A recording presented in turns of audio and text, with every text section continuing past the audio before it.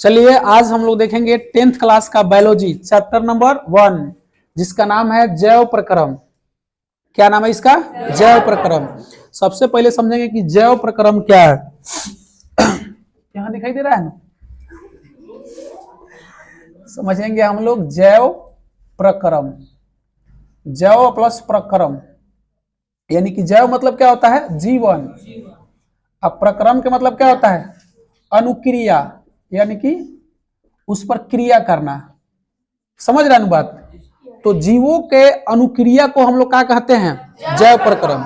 तो जीवों के अनुक्रिया में क्या क्या आता है? सबसे पहले आता है पोषण। सबसे पहले क्या आता है? पोषण। पोषण के बाद क्या आता है? श्वसन।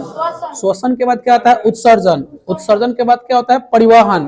परिवहन के बाद क्या होता है? नियंत्रण करना। नियंत्रण, है ना। उसके बाद आता है जनन। जनन के बाद क्या आता है? अनुवांशिकता। इस सब के बारे में हम लोग पढ़ेंगे। ये हमारा एक प्रकार का सारा चैप्टर बनेगा, ठीक है ना, जिसमें हम लोग पढ़ेंगे जीवों के अनुक्रिया को हम लोग क्या कहते हैं? जैव प्रक्रम। जीवों के अनुक्रिया को क्या कहते हैं हम लोग? जैव प्रक्रम कहते हैं।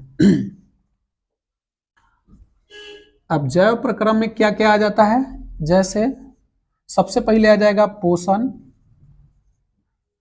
यानी कि न्यूट्रिशन। उसके बाद क्या आ जाएगा?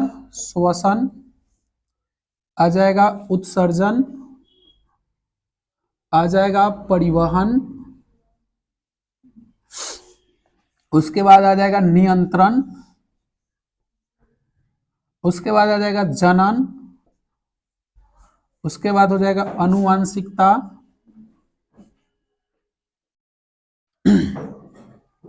और हम लोग पढ़ेंगे अपने पर्यावरण के बारे में, यानी कि हमारा पर्यावरण। सबसे पहले हम लोग समझेंगे पोषण, यानी कि पोषण क्या है। बैठ जाओ। पोषण क्या है? तो जीव कोई भी भोजन को ग्रहण करता है। ग्रहण करने के बाद उसमें से जो मटेरियल होता है उसको क्या करता है? स्टोर करता है। स्टोर करने के बाद वो आदमी किसी काम को करने लायक बनता है। उसी को हम लोग क्या कहते हैं? पोषण। या अपने वृद्धि और विकास के लिए, बैठो जल्दी, ये सब जो होगा उसको हम लोग काट लेंगे, है ना, ठीक है। तो पहले समझेंगे पोषण। तो कोई भी पोषक तत्व अपने शरीर को वृद्धि एवं विकास करने के लिए उसका हम लोग क्या करते हैं? उपयोग करते हैं। उसी को हम लोग क्या कहते हैं? पोषण। अब विभिन्न भाषाओं में सभी लोग बताते होंगे, है ना, लेकिन समझना एक ही जरूरी है, क्योंकि वो अगर ज्यादा समझ में आ रहा है तो उसी को फॉलो करो, है ना। जो चीज समझ में आता है वही चीज को फॉलो करना चाहिए। तो पोषण क्या कहते हैं? यानी कि जीव जो जंतु होता है जो भोजन को ग्रहण करता है, ग्रहण करने के बाद उनका जो उपयोग करते हैं उसी को हम लोग क्या कहते हैं? पोषण। क्या कहते हैं उसको? पोषण। पोषण से ही नहीं जैव प्रक्रम खत्म हो जाता है। उसके बाद हम लोग समझेंगे क्या है? श्वसन। श्वसन के दौरान ही भोजन का पूर्ण पाचन होता है। यानी कि भोजन को पाचन करने के लिए क्या चाहिए? श्वसन। अगर श्वसन नहीं करेंगे तो हमारा भोजन पूर्ण से पाचन नहीं होगा। भोजन को पचाने के लिए क्या चाहिए? श्वसन चाहिए। और श्वसन कब ज्यादा अच्छा से होता है? जब नींद लेते हैं। अगर ज्यादा सोएंगे, बढ़िया से सूतेंगे, तभी हमारा भोजन का सही से पाचन होगा, नहीं तो नहीं होगा। जैसे हार्ड भोजन करेंगे तो उसको सोने के लिए ज्यादा टाइम चाहिए, है ना। सॉफ्ट भोजन करेंगे तो जल्दी भी पच जाएगा 2-3 घंटा में। जिसे सबसे बढ़िया आराम से खाने का फायदा है कथी? खिचड़ी। खिचड़ी दाल चावल जो है इसको पचाने में बहुत कम समय लगता है। लेकिन जैसे हो गया मांस, मांस को पचाने में ज्यादा टाइम चाहिए, ज्यादा सोना चाहिए, है ना। वो कहानी है, वो राक्षसी चीज है, राक्षस की तरह सोना भी पड़ेगा, है ना। कादी को खाने के लिए खाएंगे तो मांस, यानी कि मांस खाएंगे तो ज्यादा देरी सोना पड़ेगा। उसको पचाने में भी क्या लगता है? टाइम ज्यादा लगता है। अब हम लोग समझेंगे उत्सर्जन। उत्सर्जन के मतलब होता है कि शरीर को अंदर ग्रहण करना ही सब चीज नहीं हो जाता है। वो बेकार पदार्थ भी उसमें सब चीज में कुछ बेकार पदार्थ पाया जाता है। उसको हम लोग क्या करना चाहिए? निकाल क्या करना चाहिए? अलग करना चाहिए। तो हम लोग तो निकाल नहीं ना पाते हैं, ये अपने आप होता है। जैसे कुछ होता है त्वचा द्वारा होता है, कुछ आंख द्वारा होता है, तो कुछ नाक द्वारा होता है, कुछ कान द्वारा होता है ना। कुछ मलाशय के द्वारा मल निकलता है, तो सब बेकार पदार्थ है। जैसे कहने का मतलब कि यूरिन के माध्यम से हम लोग मूत्र को विसर्जन करते हैं। उसके बाद मल द्वारा हम लोग मतलब क्या थी को निकालते हैं, मतलब लेटरिन को रास्ते हम लोग लेटरिन को निकालते हैं। त्वचा के माध्यम से पसीना को निकालते हैं, आंख के माध्यम से कीचड़ को निकालते हैं, नाक के माध्यम से नेटा को निकालते हैं, है कि नहीं। कान के माध्यम से कान वाला बलगम को निकालते हैं, कपार से भी हमारा निकलता है, हर शरीर के विभिन्न पार्ट से बेकार पदार्थ क्या होता है, निकलता है। यानी कि शरीर से बेकार पदार्थों को निकालना ही क्या कहलाता है, उत्सर्जन। क्या कहलाता है, जो शरीर में हमारा बेकार पदार्थ है उसको निकालना ही क्या कहलाता है, उत्सर्जन। उत्सर्जन के बाद हम लोग समझेंगे परिवहन। अब परिवहन के मतलब क्या होता है, यातायात, यानी कि कोई भी सामान को एक स्थान से दूसरे स्थान तक ले जाना ही क्या कहलाता है, परिवहन। तब परिवहन में हमारा क्या क्या आ जाएगा, जैसे कहने का मतलब ये है कि शरीर जो हमारा है, शरीर का स्ट्रक्चर सभी जगह समान नहीं है ना। तो ये हमारे शरीर में ब्लड द्वारा ऑक्सीजन जो है ना, ऑक्सीजन हमारे ब्लड में क्या होता है, उपस्थित होता है। तो ऑक्सीजन द्वारा शरीर के विभिन्न अंगों तक क्या होता है, जो भोजन का जो रस होता है, जो मटेरियल होता है, पोषक तत्व जो होता है, वो शरीर के विभिन्न भागों तक क्या किया जाता है, पहुंचाया जाता है। तो पहुंचाना ही क्या कहलाता है, परिवहन। परिवहन के बाद हम लोग समझेंगे नियंत्रण, यानी किसी चीज पर कंट्रोल करना, यानी कि काबू करना, वो क्या कहलाता है आपका, नियंत्रण। ये हमारा काम कौन करता है, ब्रेन करता है। कौन करता है, ब्रेन। उसके बाद हम लोग समझेंगे जनन। जनन क्या है, तो अपने जैसे संतान की उत्पत्ति करेगा तो वो क्या कहलाएगा, जनन। और जनन के बाद हम लोग समझेंगे क्या थी, अनुवंशिकता। अनुवंशिकता क्या है, यानी कि अपने माता पिता के संतान, अपने माता पिता के जैसा ही उसके बाल बच्चों में क्या आता है, कुछ न कुछ गुण आता है, उसी को हम लोग समझेंगे क्या थी, अनुवंशिकता। ये चैप्टर को अलग पढ़ेंगे। उसके बाद हम लोग समझेंगे हमारा पर्यावरण, यानी कि आवर इन्वायरमेंट। ये तो और ज्यादा जरूरी है, क्योंकि सब चीज जानेंगे, अगर ये नहीं जानेंगे कैसे बैलेंस करके रखना है, ये हमारा कौन सिखाता है, हमारा पर्यावरण। तो सबसे पहले हेडिंग डालिएगा आप लोग, पोषण। क्या है, पोषण। पोषण को बोलते हैं न्यूट्रिशन।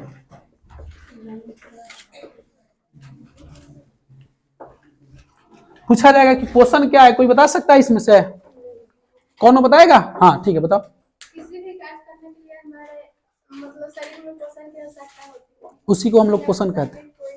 ठीक है, और कोई बताएगा पोषण क्या है, आकाश कुमार बताओ पोषण क्या है, कोई बताएगा पोषण, कोई, पोषण, न्यूट्रिशन।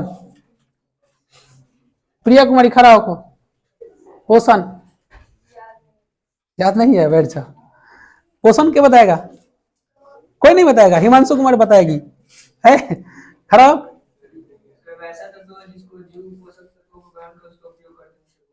यानी कि कोई भी पोषक तत्वों का उपयोग कर ही क्या कहलाता है, पोषण कहलाता है। क्या कहलाता है, पोषक तत्वों को उपयोग कर चाहे ग्रहण कर, उनका उपयोग करना क्या कहलाता है, पोषण कहलाता है। क्या कहलाता है, पोषण।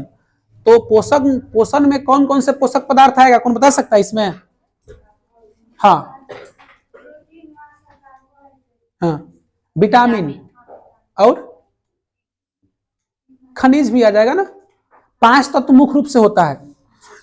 बैठ जाइए, अच्छा बात है।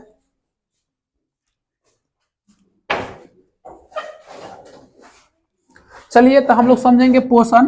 क्या समझेंगे, पोषण। पोषण क्या है, तो शरीर में उपयोग करने वाले पोषक पदार्थ को ही क्या कहा जाता है, पोषण कहते हैं। क्या कहते हैं, पोषण। तो इसमें क्या आ जाएगा, शरीर में उपयोग करने वाले पोषक तत्व को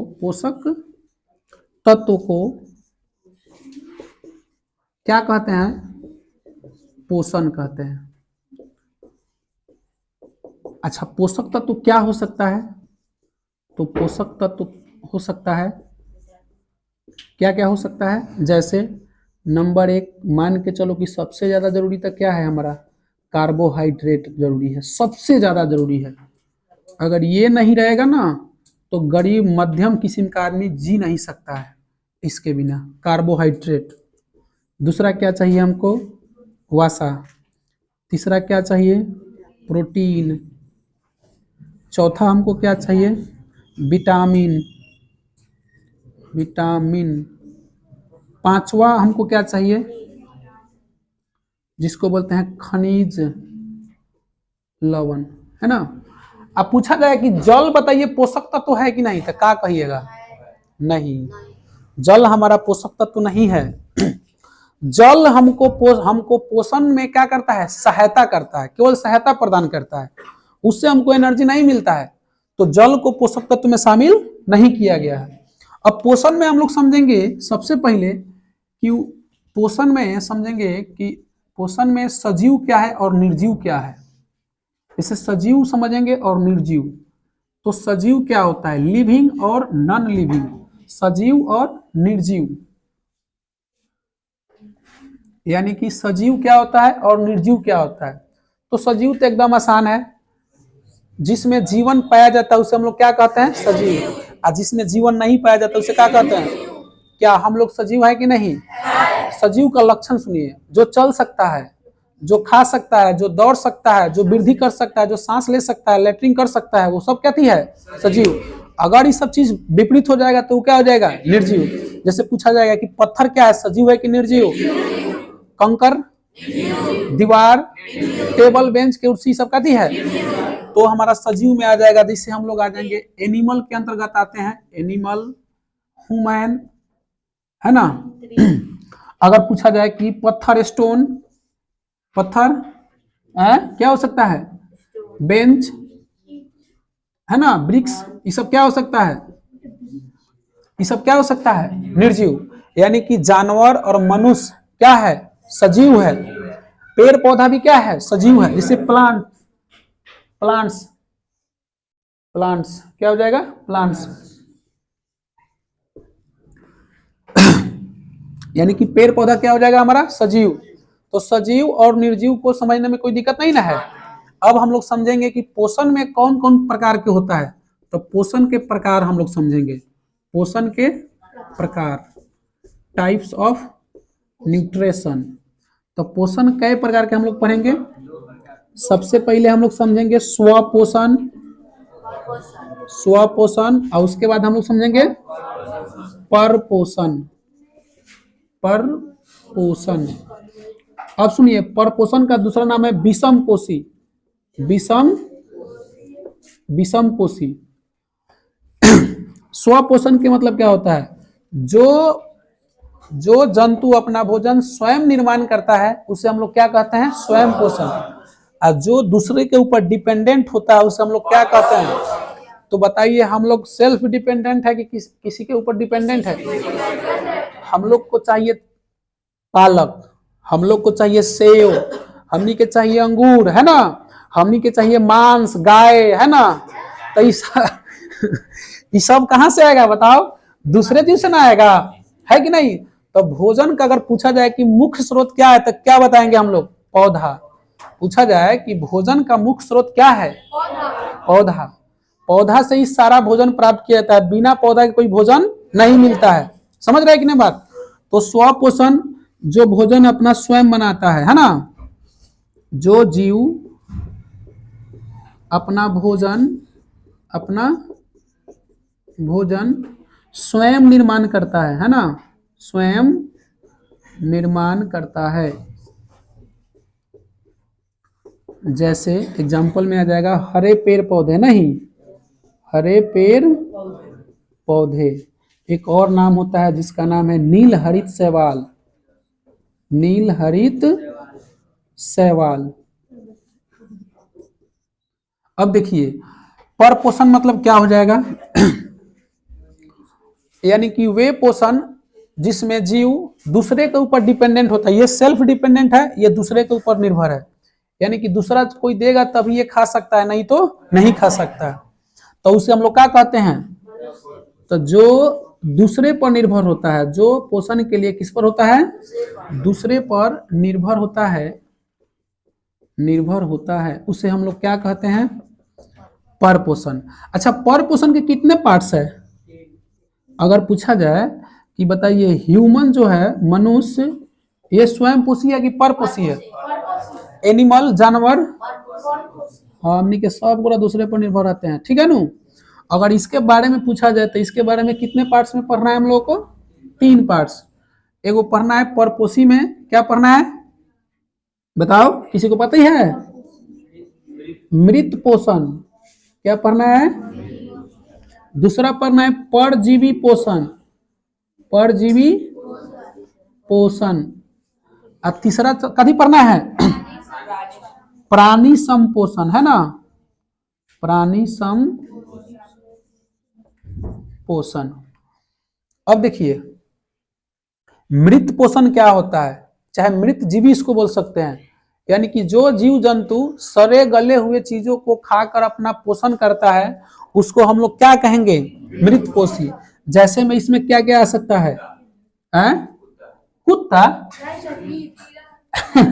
ठीक है, कवक बोल सकता है ना, और जैसे बैक्टीरिया भी बोल सकता है, बैक्टीरिया, हाँ बैक्टीरिया, समझ रहा हूं। अब देखो परपोषी में क्या आ जाएगा, परजीवी में एक नाम है पर, मतलब ओकरा ऊपर पर तब अपन जीवन के रक्षा कर, तो उसी को हम लोग बोलेंगे परजीवी।